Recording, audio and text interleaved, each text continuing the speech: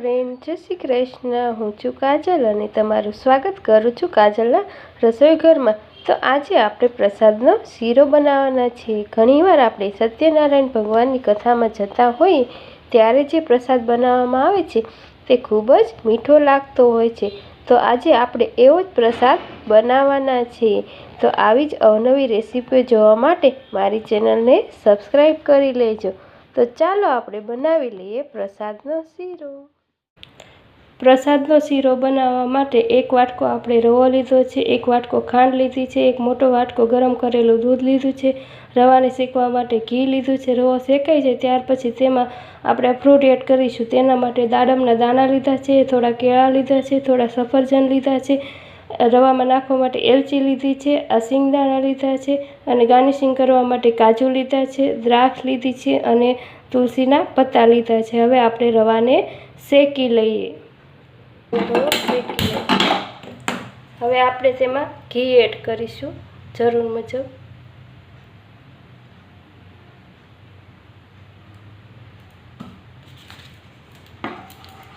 ઘી ગરમ થાય ત્યાર પછી આપણે તેમાં રવો એડ કરીશું।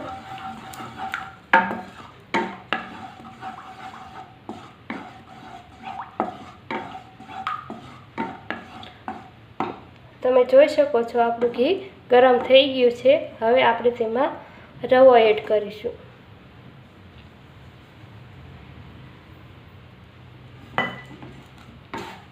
હવે રવાને આપણે સારી રીતે શેકવાનો છે।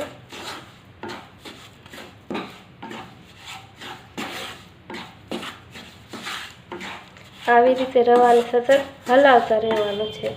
જો રવો કાચો રહેશે તો સુધી આપણો પ્રસાદ ચીકણો થશે, એટલે રવાને બરાબર શેકી લેવાનો છે।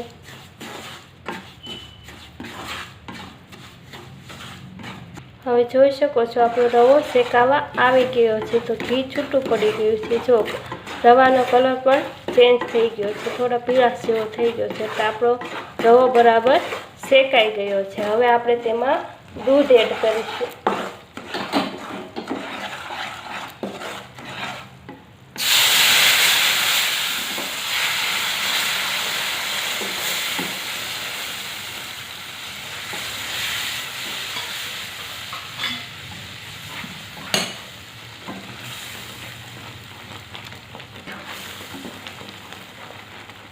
આપણું દૂધ એડ કરી દીધું છે। હવે તેમાં આપણે ખાંડ એડ કરીશું।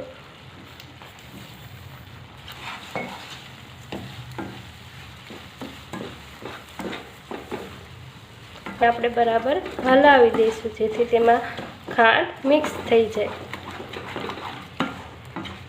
કેટલો સરસ સફેદ કલર આવી ગયો છે। હવે આપણે તેમાં એલચીનો ભૂકો એડ કરીશું।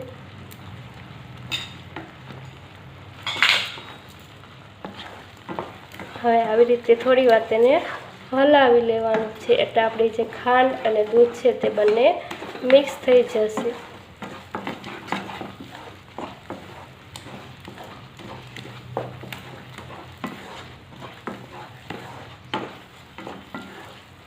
આપણો રવો તૈયાર થઈ ગયો છે। જો રવો આપણે આ ફ્લેમથી છૂટો પડવા માંડ્યો છે, આ ચોટતો નથી, એટલે આપણે રવો હવે તૈયાર થઈ ગયો છે। હવે આપણે રવાને થોડો ઠંડો કરી લઈશું અને પછી તેમાં આપણે બધું ફ્રૂટ એડ કરીશું। આપણો રવો થોડો ઠંડો થઈ ગયો છે। હવે આપણે તેમાં ફ્રૂટ ઉમેરીશું બધું। આપણે પહેલાં સફરજન નાખીશું, પછી કેળા નાખીશું, પછી આપણે જે દાડમના દાણા લીધા હતા તે નાખીશું, પછી આપણે થોડા કાજુ નાખીશું, આપણે આ સિંગદાણા નાખીશું અને આપણે દ્રાક્ષ ઉમેરીશું। હવે આપણે તેને હલાવી લઈશું।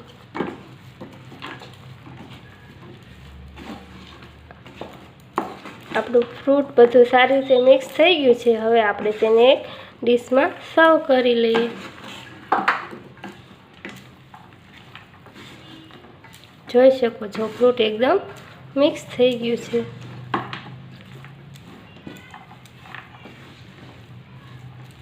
આપણે તેને એક ડીશમાં સર્વ કરી લઈશું। જોઈ શકો છો કેટલો સરસ આપણો પ્રસાદ બનીને તૈયાર થઈ ગયો છે, જોઈ શકો છો। હવે આપણે તેને સારી રીતે સર્વ કરી લઈશું। તો તૈયાર છે આપણો પ્રસાદનો શીરો। જો મારી આ રેસીપી તમને ગમી હોય તો મારી ચેનલને લાઈક કરજો, શેર કરજો અને મારી ચેનલને સબસ્ક્રાઈબ કરજો। આવજો।